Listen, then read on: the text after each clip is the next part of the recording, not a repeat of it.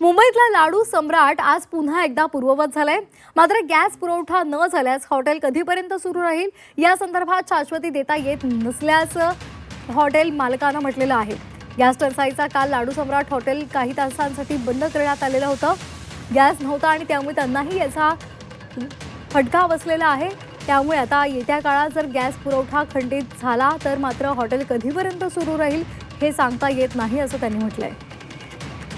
तर लाडू सम्राट हॉटेल मालकासोबत संवाद साधलाय आमच्या प्रतिनिधींनी। ओम देशमुख यांनी पाहूयात।